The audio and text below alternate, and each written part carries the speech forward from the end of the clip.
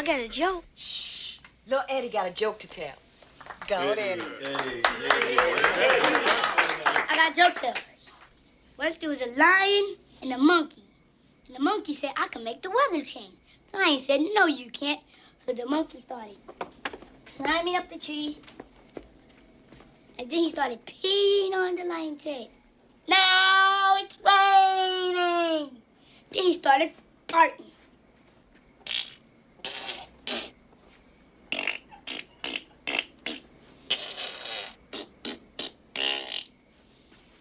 Now there's thunder. Then he started doodling.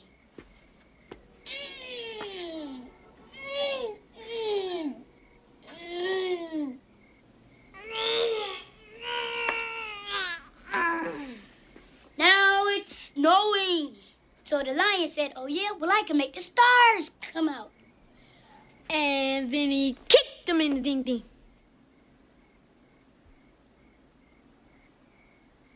Thank you. I love that doo-doo line. That boy's got talent.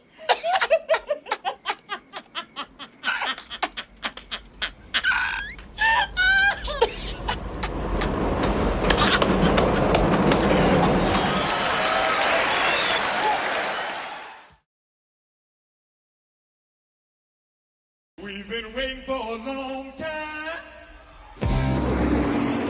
Yes, we've been waiting for a long, long time. We've been waiting for a long time.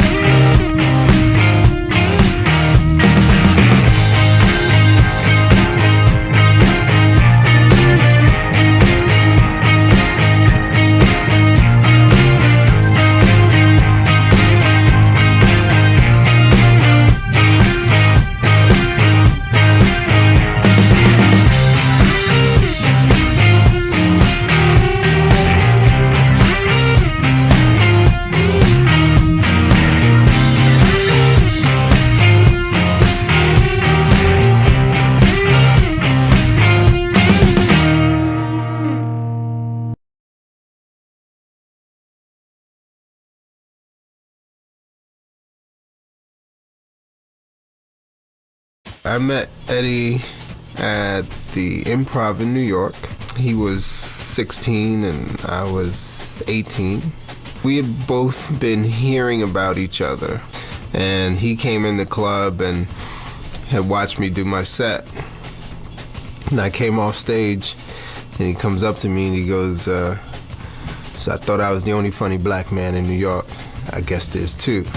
I had a really strong set, and I was super, super dirty. Now, you gotta understand, he was 16, so he's doing what's funny to a 16-year-old. It was, you know, boogers and farts and, you know, sex. And the owner of the club came up to me and she said, can you do your act without all that toilet humor and all? And I was like, yeah. He comes back the next week, he does the same act, but he takes the curse words out. And he comes off stage like, I did it. And she just looks at him and goes, I don't chew my cabbage twice.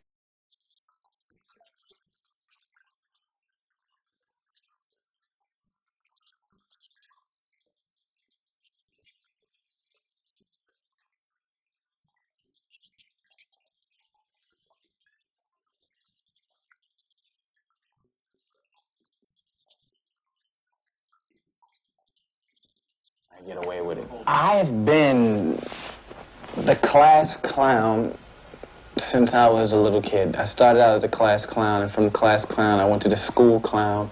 From the school clown I went to the neighborhood clown, and like now everybody knows me. I'm the guy who pranks. I'm Funny Murph. Put your pants up, that's number one. I don't want any of that, right? Also, if I was faced with choosing another career, I think I'd go crazy. There's nothing else I could do. I decided I'm 19 now, I decided when I was 17 that I wanted to go into this for real. And I was familiar with stand-up comedy and entertainment since I was 15. A lot of kids tell their parents they want to be doctors and lawyers and garbage like that, but I want to be a stand-up comedian. I told my parents that, and everything's working out for me fine. I'm growing constantly on stage, and everything is working out for me. I liked very much the imitations you did. The impressions were great. I want to get, famous by the time I'm 21. I'm 19 now. I give myself 2 years.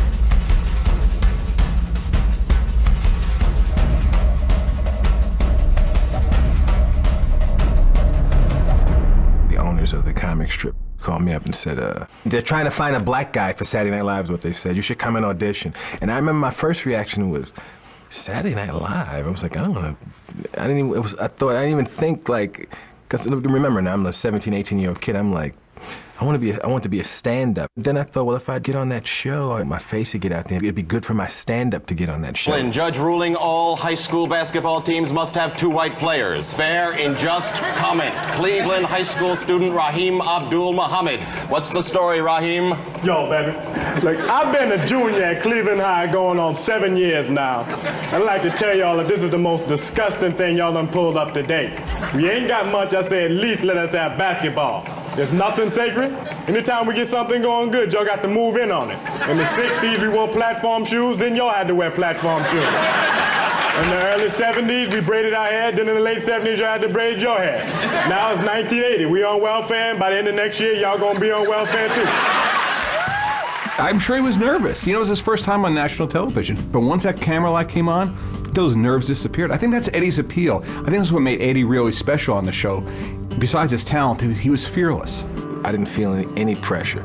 In fact, I didn't feel any pressure about anything going on that show. I think the first season, when we replaced Belushi and all of those guys, and the press came after the cast, they didn't come after me that much. And I think it's because the other people were like kind of nervous and scared. Is this working? Then it was all of a sudden this energy popping out. I'm so happy to be on TV energy, you know.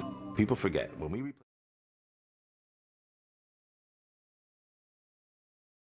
Comedians for 400. Walter Hill chose him for 48 hours based on his performances on Saturday Night Live. Kyle. Who is Eddie Murphy? Yes. We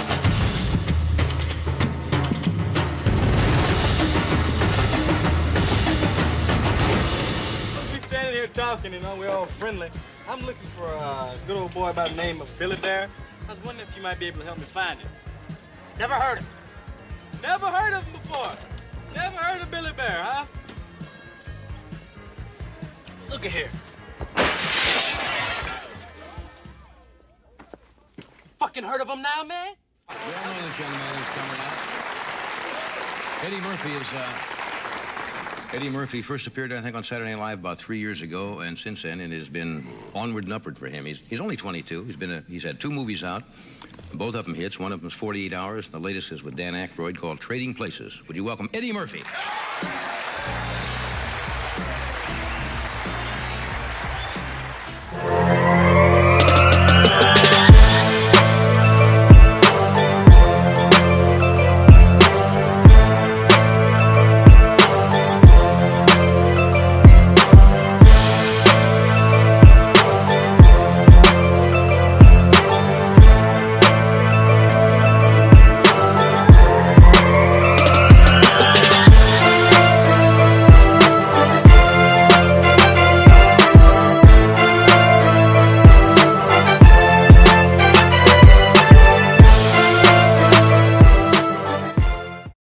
get the idea for Harlem Nights? My accountant came to me and he said, you know, you almost have no more money left. And I said, I'll be back in 2 minutes. We doing this next week.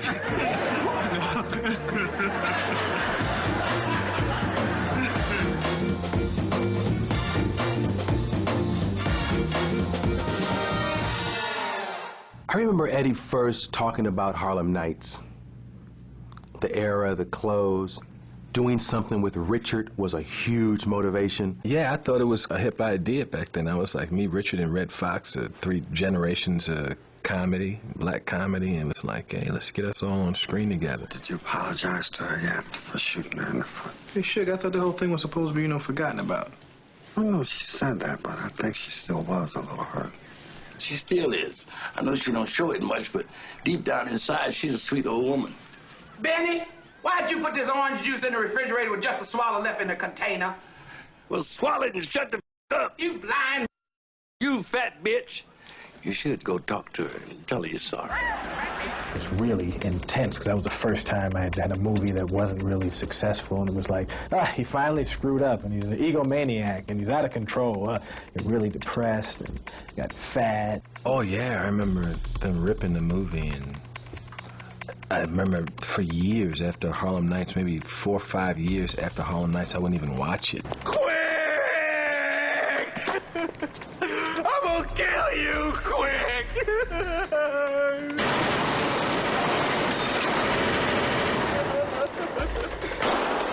Then I started seeing it on cable, and I was like, hey, this movie's funny. Stop it! So I'm glad I did it.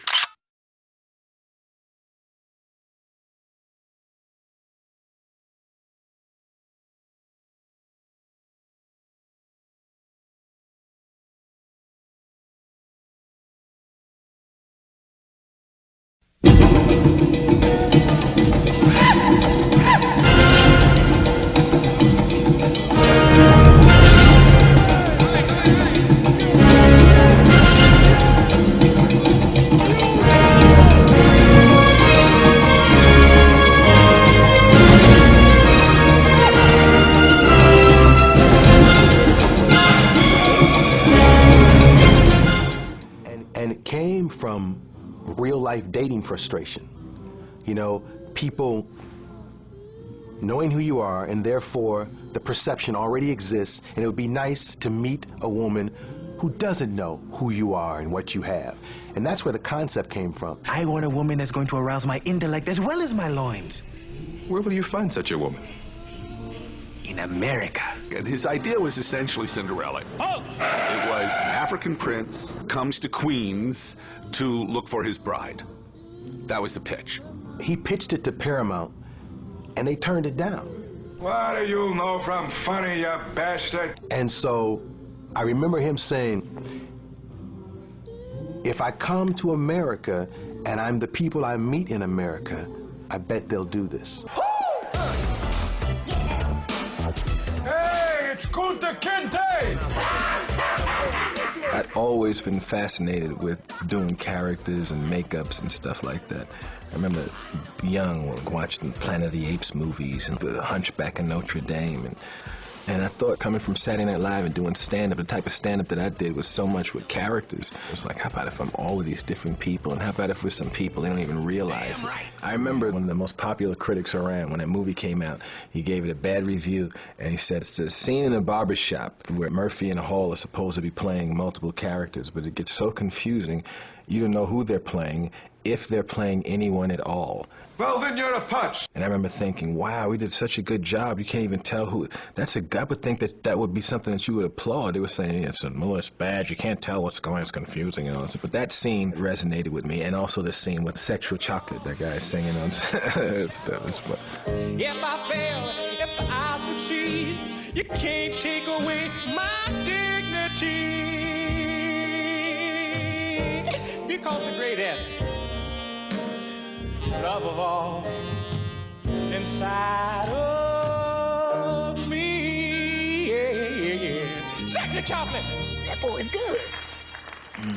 Good and terrible. And it came out and it did very, very well. And what was nice was that it was a big hit all over the world, and no one ever thought of it as a black movie. Yeah, I was always going, I'd hear people say, like, the most successful black film of all time, and they would say, like, Waiting to Exhale or one of those movies, and I'd be like, oh, Coming to America, 3 times the grosses, and it always, people, it's the dawn, I'm like, yeah, that is an all-black cast. Like, the whole cast is black. A country like Japan, which is an important market, there was never a film with a black actor in the lead that made money in Japan.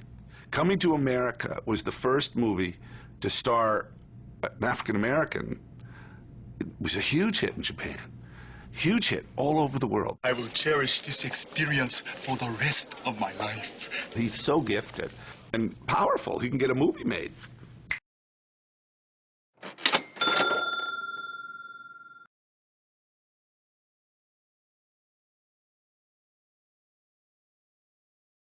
Good morning to you, and you, and you. They grow up so fast. He came to me, we've been friends for years. He told me he was doing Shrek. Shrek? And I was like, huh? But I was going with it because maybe a few years, maybe 4 or 5 years earlier, Jeffrey had come to me and said, hey, I got this movie that you have to do. And it's you and animation, and you must do it, blah, blah, blah. And he told me what the movie was, and I was like, I don't know, man, that sounds like bull. I can't do it. Only a true friend would be that truly honest. And make a long story short, it was Who Framed Roger Rabbit, and I felt like such an that I'd passed on that movie. Stubborn jackass! Smelly ogre! That the next time he came and said, hey, we got, for every time since then, he says, oh, you got to do a movie. I go, okay, what is it? Now I really see what's going on here. And it was Shrek, and nobody knew going into Shrek that Shrek was going to turn into what it turned into. The story is smart, the dialogue is sweet and sassy. It really deserves to be a giant hit. That was really scary. And if you don't mind me saying, if that don't work, your breath certainly will get the job done, cause you definitely need some Tic Tacs or something, cause your breath stinks. I have to say, you know, when I look at in animation, the most successful marriage of an artist, their talent, their comedy, and the character, you know, in the 25 years of doing this, it's actually hard to find any that are any better or more natural than Eddie and that character Donkey. I can't explain it to you.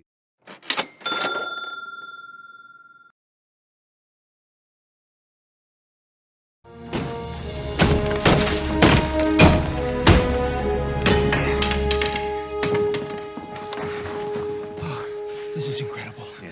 I gotta hand it to you, Mr. Kovacs. You were right. Move away from the safe.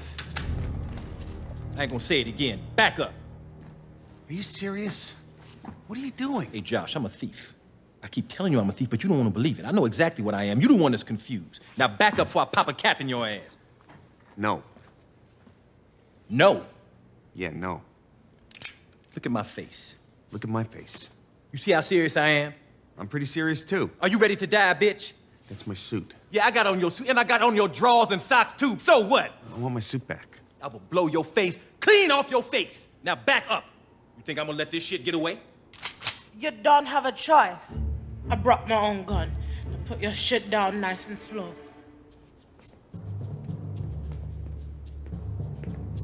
You mess with me, you're a dead man. Now drop it! Okay, all right. Yeah, I'm putting it down right now. Take it easy.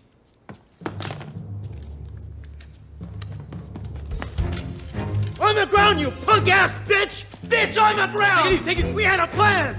We had a plan! Fitz, calm down. Come on now. Shit, Fitz. Take it easy. Cool with the gun, man. All right. Relax. I'm relaxed. You relax. You sissy bitch. Tower Heist fittingly had its premiere in New York City on Monday, October 24th, and it certainly is the quintessential New York movie. Stars of the film were out in full force for the crime. I don't think you could have had a Denzel Washington or a Sam Jackson have the careers they have without Eddie. You know, I am the chosen one. A lot of the comedians have followed Eddie, but he's still the funniest of them all. We want to turn now to Saturday Night Live and the return that everybody's talking about. Eddie Murphy, back where he started, bringing back some of the characters that helped make him a star and getting rave reviews as well. Kenneth Moten is here with that story. Kenneth, good morning. Good morning, Whit. People planned their whole Saturday night around this one. I know I did. Eddie Murphy's big return to SNL. There was a lot of hype, and the edgy, legendary actor and comedian did not disappoint, bringing the laughs and the highest ratings the show has seen in 2.5 years. Ladies and gentlemen, Eddie Murphy! After 35 years, Eddie Murphy returned to the SNL stage as host, receiving a standing ovation.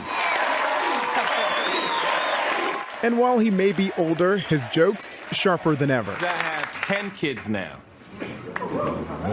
11 if you count Kevin Hart. The SNL legend updating his iconic characters for the modern audience. Beautiful day in the neighborhood. Bringing back classic sketches like Mr. Robinson's Neighborhood. Taking on issues like race and gentrification head on. Don't worry, boys and girls. Mr. Robinson knows just what to say in situations like this. Oh, you think I stole your TV because I'm black? No. Oh my, no, of course not. It always works, boys and girls. Also in the spotlight, fan favorites like his wildly popular version of Buckwheat from The Little Rascals.